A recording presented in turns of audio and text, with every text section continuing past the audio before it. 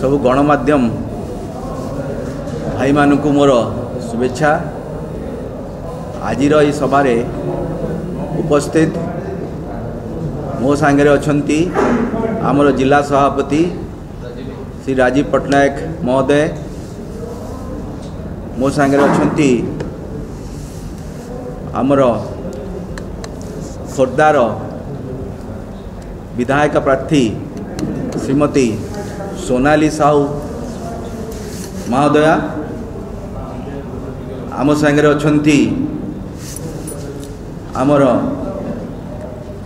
ओडिशा महिला कांग्रेस रो उपसभापति श्रीमती जयश्री पट्टनायक महोदया,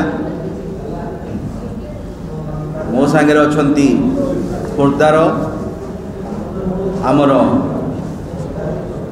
नेत्री स्वागतिका पट्टनायक महोदया,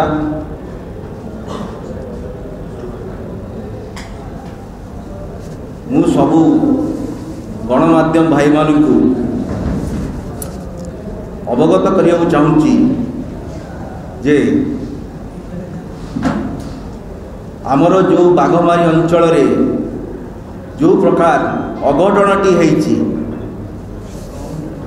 गोटे नाबालिका झील दलित झील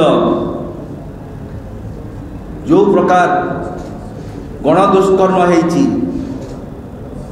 अति निंदनीय। यही सरकार रे नारी निर्यातना थमु नहीं, यही भलिया लगी रही। आपण देखिए सरकार नीरव किछि पदक्षेप नौ नांती,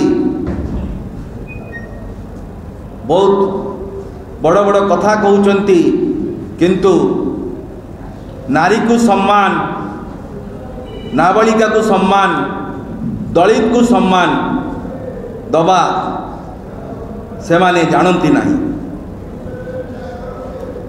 आ जो घटनाटी होईची आमर से बाघमारी अंचल रे बहुत दुखद घटनाटी। आमे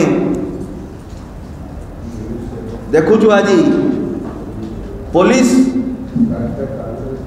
कि प्रकार पदक्षेप नौची, नीरवता सहित रही कौन होची आमे जानी पारुनु।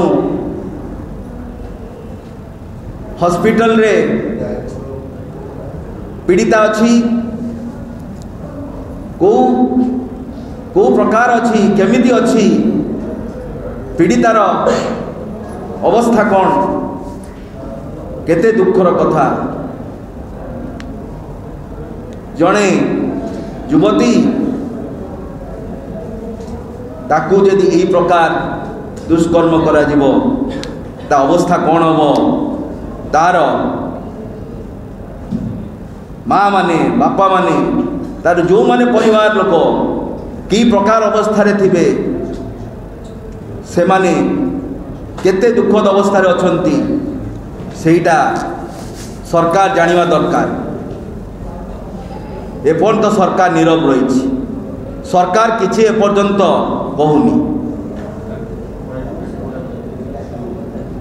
आमे चाहूचु जे जल्दी सरकार या प्रति ध्यान दे पदक्षेप नौ, आ पुलिस भी तांकर जो हिसाब रे जो माने ए प्रकार दुष्कर्म रे जड़ित अछंती तांकर प्रति दृष्टांत दंड दिया जाए। मु एबे मोर भाई